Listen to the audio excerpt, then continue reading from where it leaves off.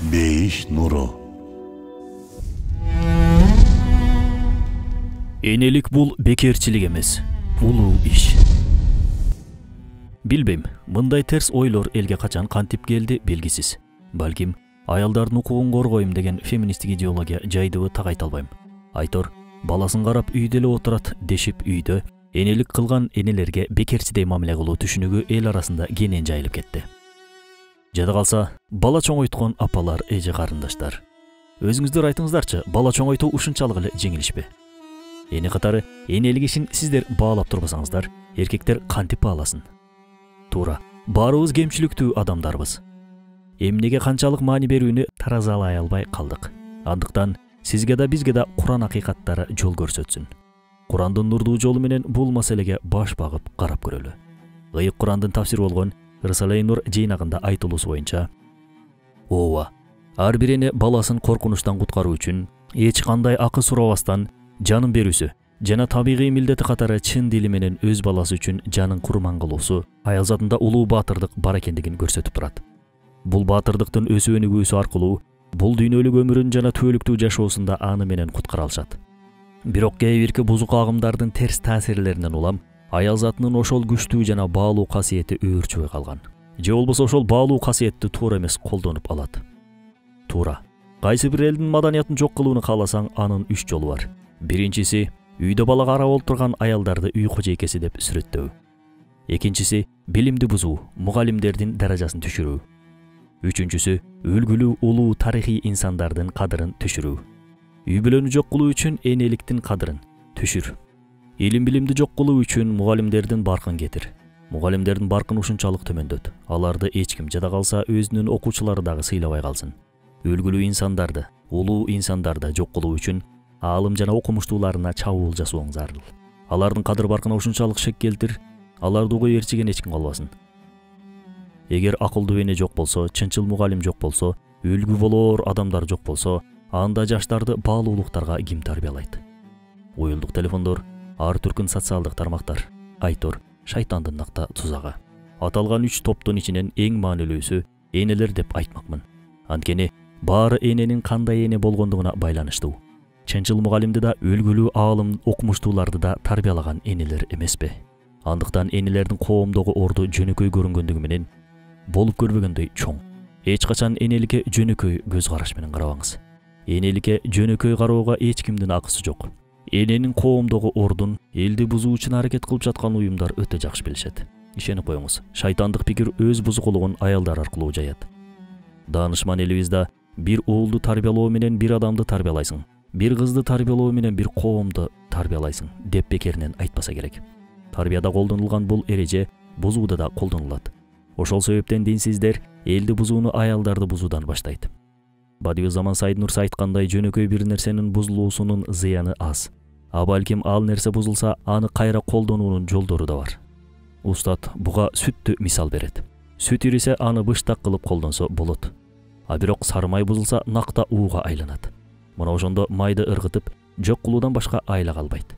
Демек улуу жана баалуу нерсенин бузулуусунун да өзүнө жараша түйшүгү чоң. Андыктан аял затынын бузулуусу башка нерсенин бузулуусуна окшобойт. Айталы, үйдө бала ооруп жатса, демек үйдө бир адам ооруп жатат. Ата ооруса да ошондой. Бирок үйдө эне ооруса, анда үйдөгүлөрдүн баары ооруп калат дегендик. Бул оору руханий болобу же материалдык болобу айырмасы жок. Энеңиз ооруган күндө элестетиңиз. Аллахым энелерибиздин ооругандыгын көрсөтпөсүн. Алар ооруса аалам ооругандай боло түшөт. Эми энелердин бузулгандыгын элестетип көрүңүз. Ислам аалымдарынын багымдат жана шам намаздарынан кийинки таспигатында аялдардын жамандыгынан, аялдардын фитнасынан, аялдардан келе турчу балээлерден сакта деп дуа кылгандыгы жөн жерден эмес. Туура, эркектин да өзүнө жараша жамандыгы, балеси, фитнасы болот. Бирок аялчалык коомго зыян бере албайт. Аялдардын берген зыянын Ишаратул Ижаз китебинде 3 сезим менен байланыштырсак болот. Ал сезимдер көңүлгө жаккан нерселерди өзүнө тартуу үчүн берилген каалоо сезими. Көңүлүнө жакпаган нерселерди өзүнөн алыстатуу үчүн берилген ачуулануу туйгусу. Анан жакшы менен жаманды ажыратуу үчүн берилген акыл. Аялдын бузулуусу мына ушул 3 сезимге залакасын тийгизип, алардын иштөөсүн бузат. Дуада эмне үчүн аялдардын жамандыгынан сакта деп айтылат. Анткени алардын жамандыгы аялдардын өзүнүн да коомдун да каалоо сезимин бузат. Алардын балеси болсо адамдардын ачуулануу сезимин бузат. Эми фитнасы боло турчу болсо элдин акылын бузат. Ошол себептен коомдо аялдын табиятынын бузулбоосу өтө маанилүү. Бирок тилекке каршы бүгүнкү маданият ошондой улуу болгон аял затынын табиятын бузуп, эң арзан материя абалына алып келди. Бүгүн аялдан да арзан, аялдан да барксыз нерсе жоктой. Кай тарапка караба сулуулугун саткан, өзүн элге сатууга аракет жасаган аял затын көрөсүң. Сатуу десе бир эле дене сатууну элестетпеңиз. Өзүн сүйдүрүүгө аракет кылуу, коомго өзүн өткөрүүгө далалат жасоо да сатуунун бир түрү. Аял ушунчалык арзан болгондуктан бүт жерде алардын сүрөттөрү жайнап жатат. Аялдарга таптакыр тиешеси жок бир товарга деле аялдын сүрөтүн кошуп сатып калышпадыбы? Жада калса унаанын дөңгөлөгүн саткан жерге да аялдын сүрөтүн илип коюшат. Пайгамбарыбыз саллаллаху алейхи вассалам бейиштеги эң улуу 4 аял деп Хадича энебизди, Фатима энебизди, Асия энебизди, Мариям энебизди санап берген болчу. Бул хадисти биринчи жолу укканымда мага бул жерде эмне үчүн Айша энебиз жок деген суроо келген эле. Анткени Айша энебиздин да толтура фазилеттерин билебиз. Көрсө, жогорудагы 4 аялдын Айша энебизден айырмасы коомго пайдалуу баланы төрөп, тарбиялап беришкендигинде жатат экен. Алсак Хадича энебиз Фатима энебизди, Фатима энебиз Азирети Хасан менен Хусейнди, Асия энебиз Азирети Мусаны, Мариям энебиз Азирети Исаны тарбиялап, Аллах жолунда арнап беришкен. Арине, аялдардан пайгамбар чыкпайт, 100 жылда бир келүүчү мужаддид аалымдар да чыкпайт, ааламга көзөмөл жүргүзгөн улуу олуялар да чыкпайт. Бирок пайгамбарларды да аалымдарды да ошол энелер төрөйт жана ошол энелер мээримин берип, ак сүтүн берип тарбиялап чыгарат. Өкүнүчтүүсү бүгүн кыз келиндерибиздин басымдуу бөлүгү Хадича энебиздей, Фатима энебиздей улуу энелерибизде эмес, ишинде ийгилик көрсөткөн, карьерасында бийик чокуларды багындырган аялдарды үлгү алып калышкандыгы да ачуу чындык. Айланайын айымдар, урматтуу энелер, сиздердин жүрөгүңүздөрдө ушундай чоң мээримдүүлүк сезими бар. Аллах андай мээримди энелерден башка эч кимге берген эмес. Башта айткандай, бул мээримдин арты менен сиздер дүйнөңүздөрдү, акыретиңиздерди куткара аласыздар. Мээримиңиздердин кудурети менен сиздер өз жаныңыздарды да ойлобостон, балдарыңыздарга берериңиздерден шек жок. Мээримиңиздердин күчү менен сиздер өз жаныңыздарды да ойлонуп койбостон балдарыңыздарга берип саларыңыздардан шек жок. Бир гана сиздер, ооба, дал бир гана сиздер өз перзентиңиздерди эч нерсе күтпөстөн чын жүрөктөн сүйө аласыздар. Ишенип коюңуз, муну керек болсо ата да кыла албайт. Силердин күчүңөр жүрөгүңөрдөгү ыкластуу сүйүүдөн жана мээримден келет. Мындай күчтүн алдында иштеги ийгиликтердин, бийик карьеранын да бир тыйынчалык баркы жок. Сиздер перзентиңиздерди бала бакчага, туугандарга таштап, ишти тандоо менен ичиңиздердеги ушундай улуу күчтү текке кетирип жатасыздар. Биз энелерге иштеби дебейбиз, балаңыздын абалына жараша иш табыңыз дейбиз. Эмесе, чындыгында айлананы карап көрө турган болсок, албетте табабыз. Мисалы, баланын саат 9:30 кандайдыр бир ийрими бар. Бирок сиз бул саатты күтсөңүз ишке кеч каласыз. Ошондой учурда нары бери тургузуп, саат 7:30 ошол жерге алып барып таштасаңыз, канчалык туура болот? Кийин баланын сабагы саат 3-тө бүтөт. Сиз иштен чыгып, саат 6-га араң барып жатасыз. Бала ошол саатка чейин сизди зарыгып күтөт. Балаңызга эмнени үйрөтүп жатканыңызды баамдаңызчы. Ишеничтүү түрдө айталам, мындай абалдар сизге да өөн учураган жок. Туура, арабызда айласыдан иштеп жүргөндөр бар. Аларга айтар эч нерсебиз жок. Биздин сөзүбүз баласына кошумча кийим, кандайдыр бир гаджет, люкс жашоо берүү үчүн иштеп жүргөн энелерге багытталууда. Чындыгында бала буларга эмес, сиздин орду толгус мээримиңизге муктаж. Ансыз деле сиздердеги мээрим баланы тарбиялоого берилген. Элестетип көрүңүз. Бир күндө дем алышы жок, жылда бир болоор эмге көргүсү жок, күнү-түнү тынымы жок, өмүрүңдүн аягына чейин санаадан жана түйшүктөн башка берер түшүмү жок ишти ким кабыл кылсын? Ким кабыл кылса да мындай жумушту аябай чоң бир айлык үчүн кабыл кылышы мүмкүн. Бирок андай адамды табуунун өзү да кыйын. Бирок энелерибиз жүрөгүндөгү мээримдин күчү менен ушул ишти аткарып келүүдө. Болгондо да эч кандай эс алуусуз, эч кандай кыйшаюусуз аткарып келишүүдө. Анан дагы энеликтин эң баркталбаган жумуш катары каралгандыгына күйөөбүз. Алла зекетти кедейден эмес, байдан сурайт эмеспи? Анткени кимге эмне берсе, ошонун зекетин пендесинен талап кылат. Балага мээрим төгүп, талыкпай кароону энелерге берип жаткан болсо, демек ошого жараша күчтү да берген. Ошол себептен шарият аларды милдеттүү кылбаса да, энелерибиз бул милдетти чын дили менен кылып жатышат. Бул жагында сөз жок, бирок бир маселе бар. Энедеги мээрим баласынын дүйнөсүн тургузуп, аны дүйнөлүк кыйынчылыктардан куткаруу үчүн эле берилген эмес.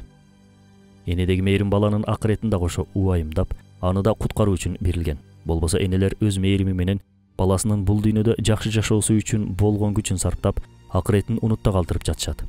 Баласы туура эмес жолго түшүп, түрмөгө түшүп калбоосу үчүн аны кылба, муну кылба деген энелер эмнегедир Аллахтын буйругуна баш ийип, тыюуларынан тыйыл деп айтышпагандай. Болбосо эмне үчүн энелер баласын убактылуу дүйнөлүк түрмөдөн куткарып калууга аракет кылат да, акыреттеги түбөлүктүү түрмөдөн куткарып калуу үчүн дүйнөсүнө жасаган аракетинин 1% да кылбайт. Баласынын эрте менен туруп намаз окуусу, орозо кармоосу эмнегедир эненин мээримине оор келет. Бирок кечке чейин балага атасын тааныта сабак окутса, же болбосо кечке чейин чаң болуп көчөдө ойносо, же болбосо түн 1 окумга чейин телефон чукуласа, ага эч нерсе дебейт.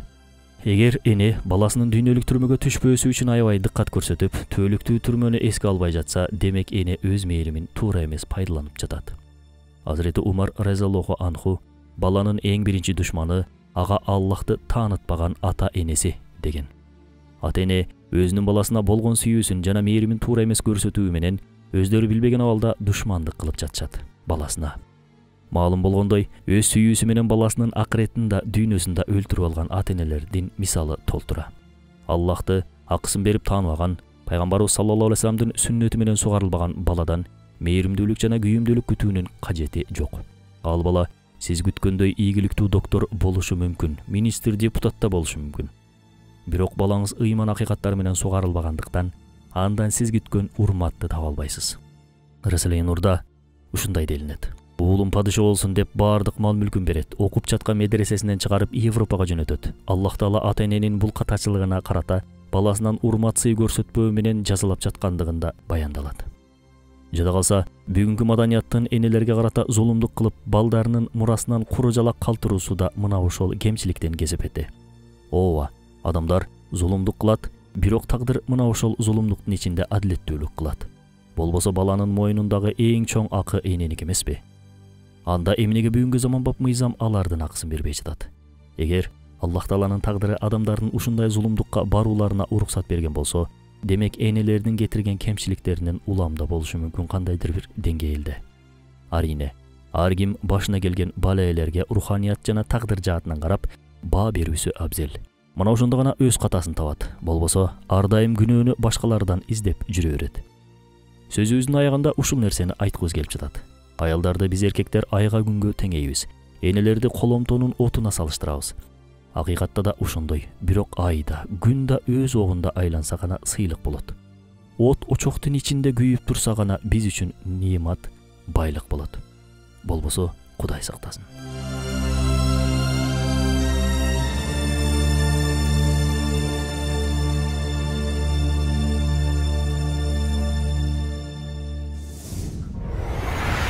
Бейиш нуру.